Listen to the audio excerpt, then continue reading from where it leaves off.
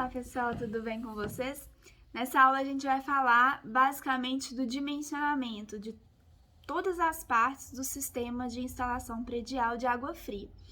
Eu espero que vocês prestem bastante atenção nesse vídeo, depois a gente vai fazer dois exemplos de dimensionamento de colunas e de barriletes. Vamos lá?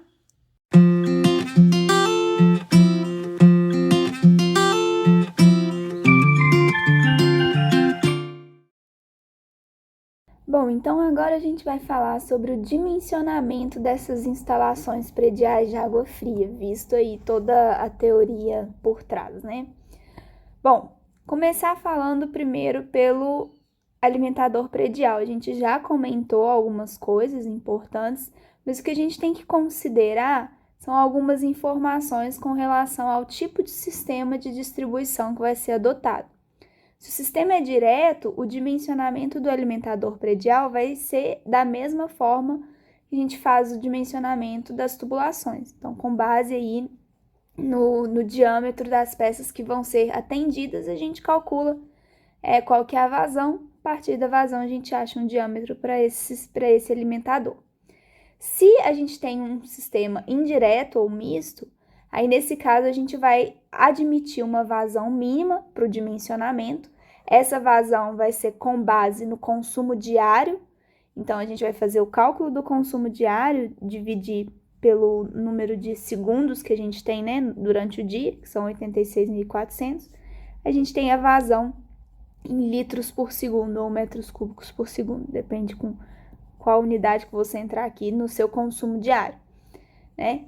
E aí, conhecida essa vazão, a gente tende a fixar uma velocidade do escoamento nesse alimentador, que ela deve ficar variando entre 0,6 e 1 metro por segundo, não pode passar disso, né? E aí a gente consegue obter o diâmetro dessa tubulação a partir de ábacos aí usados para o dimensionamento.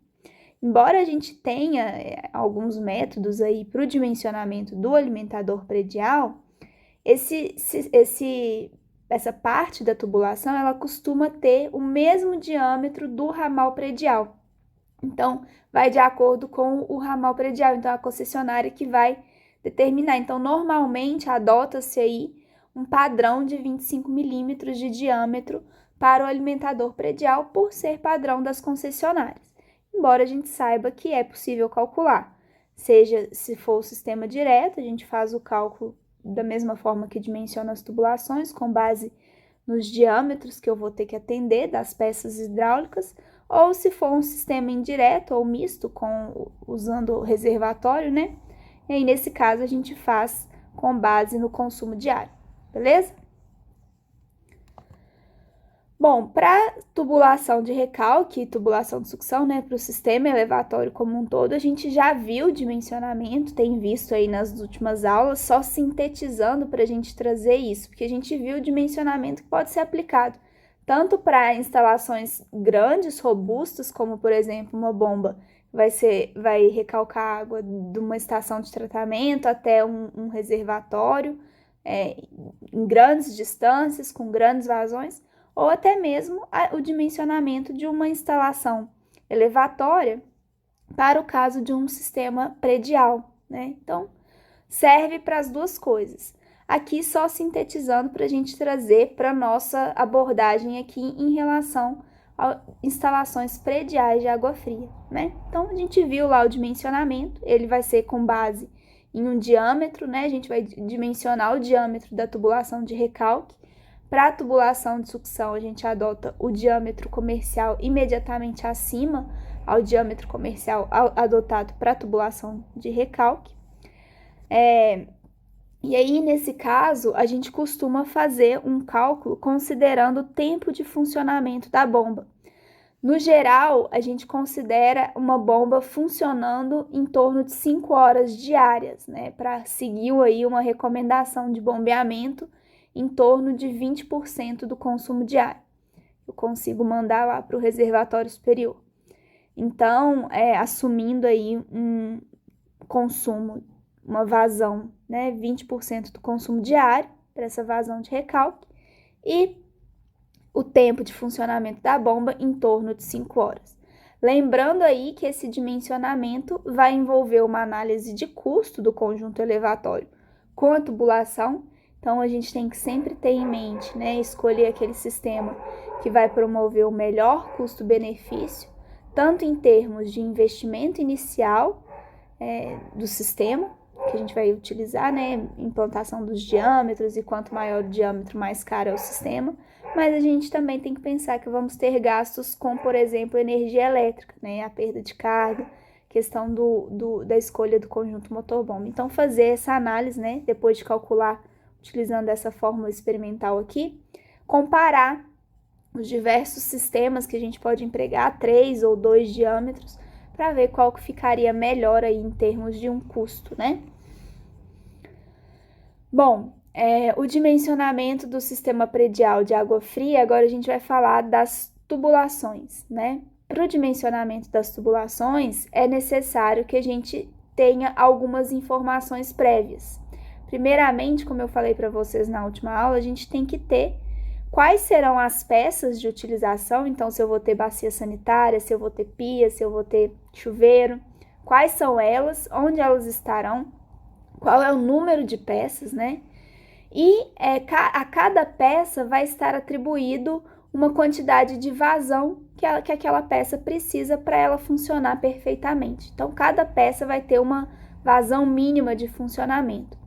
Essas vazões de funcionamento, elas vão estar relacionadas com o peso da peça, né? Então, a gente vai atribuir para cada equipamento sanitário, para cada peça de utilização, um peso que está diretamente associado ao diâmetro mínimo e à vazão mínima de funcionamento daquela peça.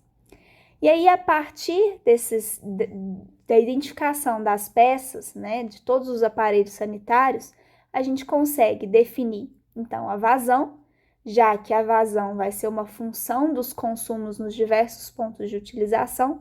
Então, eu tenho aí bacia sanitária, eu sei que a bacia sanitária usa tanto de vazão mínimo. Lavatório usa tanto de vazão mínimo. E aí eu consigo calcular qual que é a vazão que eu tenho que atender. A velocidade eu tenho que limitar a no máximo 3 metros por segundo. A gente tende a ficar com valores de velocidade na faixa de 2,5 metros por segundo, embora a máxima permitida seja de 3 metros por segundo. Bom, a partir desses dados, a gente vai utilizar ábacos e obter, por exemplo, a velocidade, a perda de carga, né? Ou diâmetro, enfim. Depois que a gente dimensionar essas instalações, a gente vai fazer a verificação das pressões mínimas e máximas para ver se elas estão adequadas com as recomendações normativas, né? Lembrando que a pressão mínima não deve ser inferior a 0,5 metro de coluna d'água e a pressão máxima, sem considerar sobrepressão, não deve ser superior a 40 metros de coluna d'água. E lembrando ainda que a instalação ela vai ser dimensionada trecho a trecho. Para que isso? Para evitar que a gente utilize um diâmetro desnecessário em pontos que eu não tenha necessidade. Usar, por exemplo, eu tenho aqui um chuveiro, 2 chuveiros, 3 chuveiros e aqui uma bacia sanitária, né? Aí aqui eu vou abastecer esse trecho com um certo diâmetro. Para cá eu já não preciso abastecer esse daqui, já foi abastecido. Então eu posso reduzir o diâmetro desse trecho aqui. A mesma coisa para cá, a mesma coisa para cá. Só que a gente tem que avaliar se isso é realmente viável. Tem situações em que sim, tem situações em que não é viável. Porque às vezes essa quantidade de recorte na tubulação também seja um desperdício desnecessário. Então, avaliar aí quando é interessante utilizar o mesmo diâmetro para um trecho só, né? Ou partir aqui o meu diâmetro e limitar ele trecho a trecho para a gente conseguir uma economia com relação à espessura, né, daquela tubulação. Então, a gente falou das tubulações no geral, mas a gente vai falar de cada uma daquelas partes que a gente viu constituintes ali do nosso sistema predial.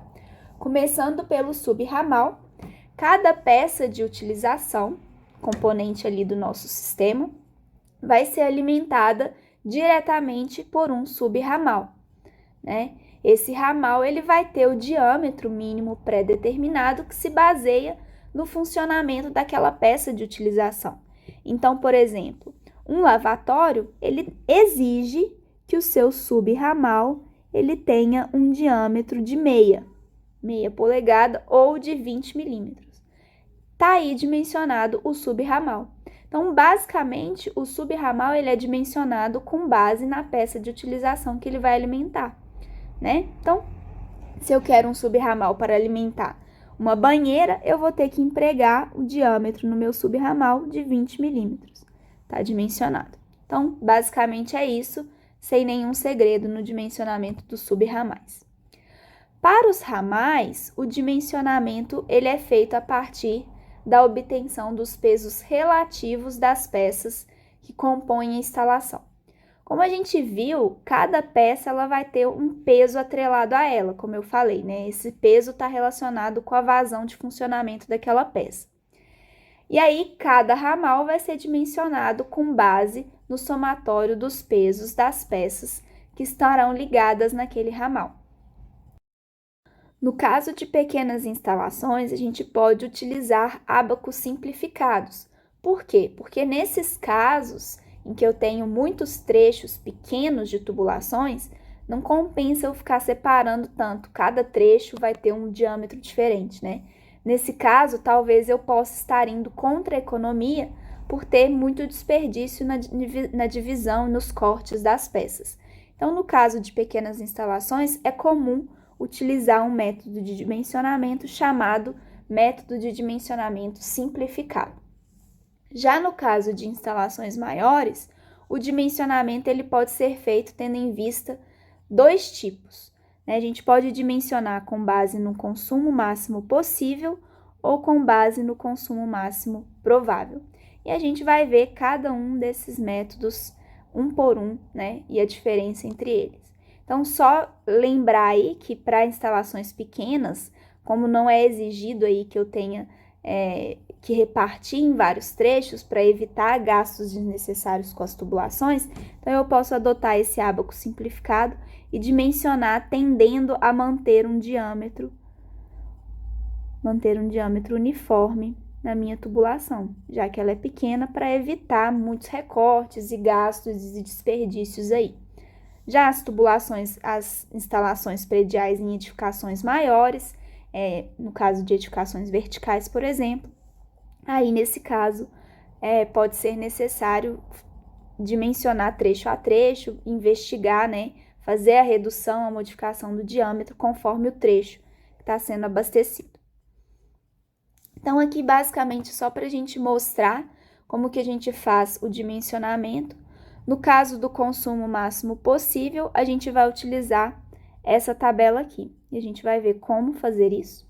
E no caso de a gente utilizar o ábaco simplificado para pequenas instalações, a gente usa esse ábaco aqui, tá? A gente vai ilustrar cada um desses.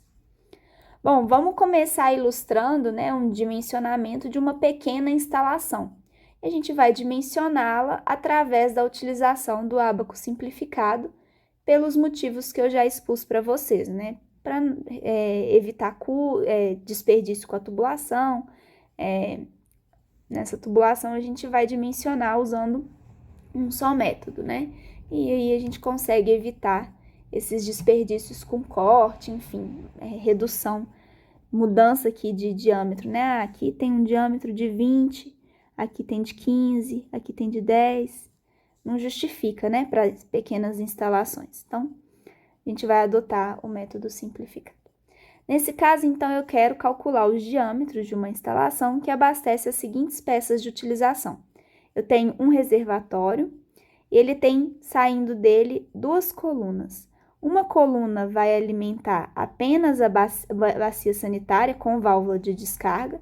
Isso daí já é uma exigência, né? Nas instalações prediais, a gente costuma separar colunas específicas para abastecer as bacias sanitárias que têm válvula de descarga, né? Isso para evitar o comprometimento do funcionamento dos outros aparelhos que estariam ligados, né? Então, reservar uma coluna só para bacia sanitária com válvula de descarga.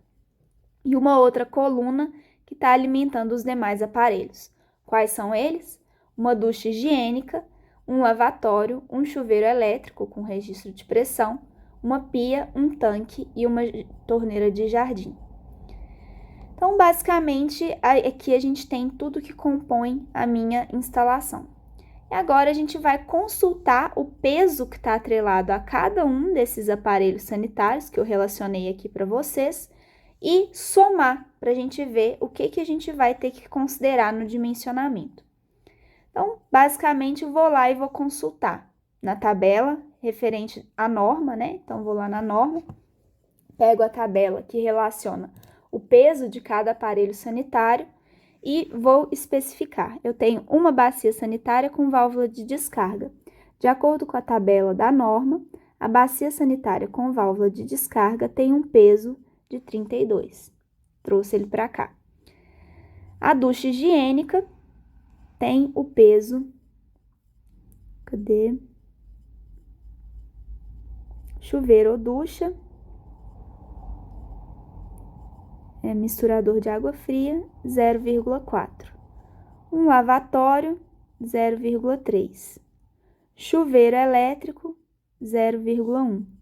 E por aí fui fazendo, né? Avaliando o peso de cada um dos meus aparelhos sanitários presentes na minha instalação. Por se tratar de uma pequena instalação, a gente vai adotar o ábaco simplificado, como eu falei para vocês. Aí agora eu vou separar a minha instalação em trechos.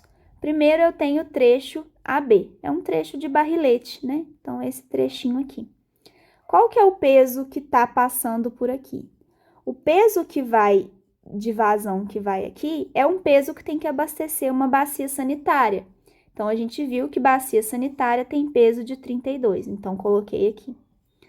O trecho BC é o trecho da coluna, a mesma coisa, tem que abastecer uma bacia sanitária. Então, peso de 32, tá aqui.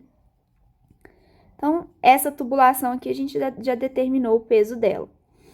Agora, vamos para o trecho DE. Trecho DE é um trecho de barrilete.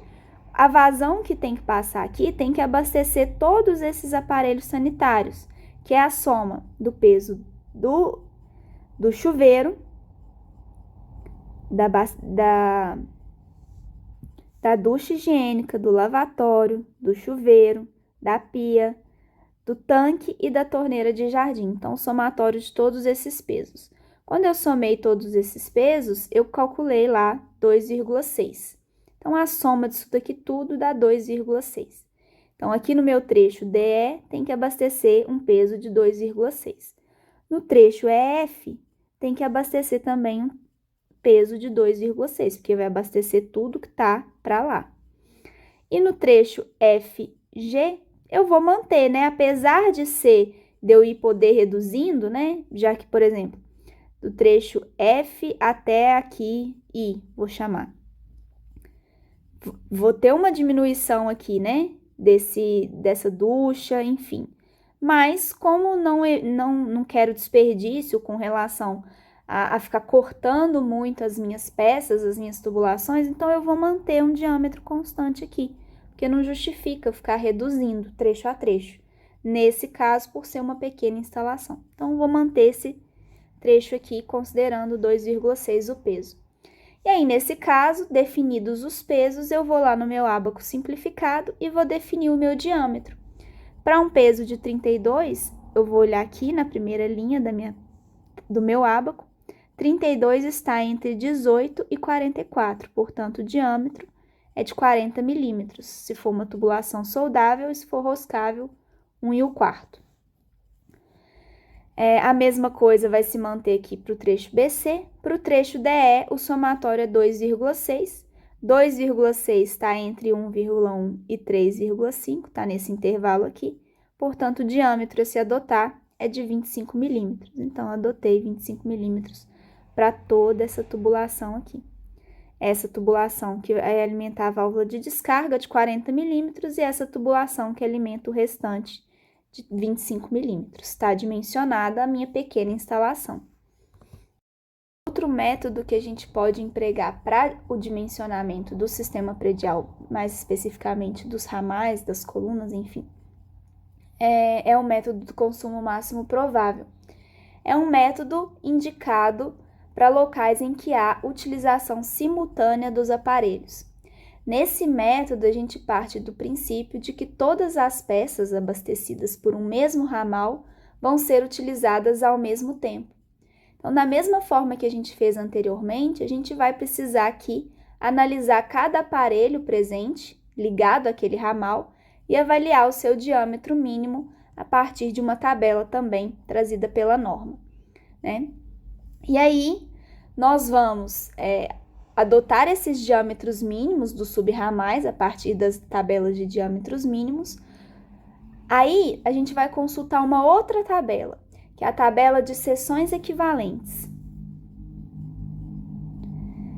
O que ela faz? Ela pega um diâmetro mínimo padrão, que vai ser o de 20 milímetros, e a partir daí, essa tabela calcula para cada aparelho sanitário qual é o número de diâmetros de 20 milímetros aquele aparelho sanitário precisaria em função do seu diâmetro mínimo necessário. A gente vai ver isso com mais detalhes.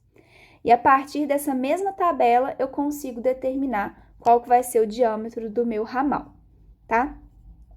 Então, vamos ver basicamente como que isso funciona. Então, eu tenho aí um banheiro que eu preciso dimensionar com base no consumo máximo possível. Percebam que, basicamente, já olhando pela quantidade de peças de utilização que eu tenho no meu sistema, eu já consigo inferir que eu tenha que usar o método de dimensionamento do consumo máximo possível. Por quê? Porque esse método é um método que pressupõe o uso de peças sanitárias ao mesmo tempo. Da forma como essa rede está disposta, essa instalação está disposta, já observa-se que pretende-se ter um uso simultâneo aqui, já que a gente tem 3 chuveiros, por exemplo, no mesmo local e 3 lavatórios no mesmo local. Então, já subentende-se aqui que essas peças poderiam ser utilizadas simultaneamente. Então, nesse caso, recomenda-se realizar o dimensionamento com base no consumo máximo possível. Então, o que a gente precisa fazer tem um passo a passo. Iniciar a partir dos trechos mais distantes da minha coluna, determinar os diâmetros mínimos de cada subramal. Como é que a gente faz isso? Com base na tabela definida para o aparelho sanitário. Então, chuveiro tem um diâmetro mínimo, lavatório tem outro diâmetro mínimo. Vou anotar a seção equivalente em cada trecho. Então, para cada diâmetro mínimo, eu vou referenciar ele a uma seção equivalente. E aí, depois eu vou somar as seções equivalentes, determinando as seções acumuladas. Então, para cá, por exemplo, eu vou nesse trecho EF, eu vou ter acumulado aqui a seção equivalente a 2 chuveiros. No trecho DE, eu vou ter acumulado aqui a seção equivalente a 3 chuveiros, e assim por diante. E aí, eu vou conseguir determinar todos os diâmetros. Então, vamos lá, né? A partir da tabela, eu vou determinar os diâmetros mínimos primeiro. Para lavatório, diâmetro mínimo de meia polegada. Para chuveiro, diâmetro mínimo de meia polegada. Então, está definido aí os diâmetros de cada subramal, de cada peça que está sendo atendida. Em seguida, eu vou adotar a seção equivalente para cada um desses diâmetros que eu determinei. Eu tenho a tabela de seções equivalentes também. Essa tabela é trazida lá na NBR. E aí, o que eu vou consultar? O meu diâmetro mínimo do trecho FG, por exemplo, é de meia. Qual que é a seção equivalente ao trecho de meia? É uma seção equivalente. Então, seção equivalente está aqui. Para o trecho EF, eu tenho outro diâmetro de meia, seção equivalente 1. Para o trecho DE, outro diâmetro de meia, seção equivalente 1. Significa o quê? Significa que um diâmetro, uma seção de meia, corresponde a essa seção equivalente de 20 milímetros. É basicamente isso. E aí, depois, na coluna seguinte, a gente vai acumular essas seções. Então, para o trecho FG, eu tenho apenas uma seção equivalente. Para o trecho EF, eu já somo essa com essa. Então, 2. Para o trecho DE, eu já somo 2 com 1, dá 3. Para o trecho CD, eu vou ter que somar esses 3 com mais uma seção equivalente, então 4. Para o trecho BC, eu tenho que somar mais uma seção equivalente, 5, e para o trecho AB, mais uma seção equivalente, 6. Pronto, tenho as minhas seções acumuladas, agora eu vou na mesma tabela e vou avaliar qual vai ser o meu diâmetro a partir da minha seção. Então, eu vou lá olhar para a seção de 1, eu preciso de um diâmetro de 20 milímetros. Para a seção 6, tá aqui, ó, 6,2, né? Até 6,2 eu preciso de um diâmetro de 32 milímetros. Então, de 2,9, tudo que tiver aqui mais de 2,9, então desde 3 até 6, eu preciso de um diâmetro de 32 milímetros.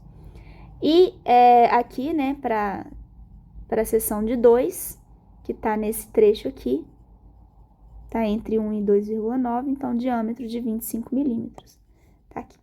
Depois dei uma olhada com calma nessas continhas aí para vocês entenderem. E a gente pode empregar também o método do consumo máximo provável, normalmente utilizado em construções verticais, como, por exemplo, edifícios residenciais, comerciais, hotéis, hospitais. Nesse caso, a gente considera uma probabilidade de uso simultâneo dos aparelhos, e não um uso máximo possível, usar todos ao mesmo tempo.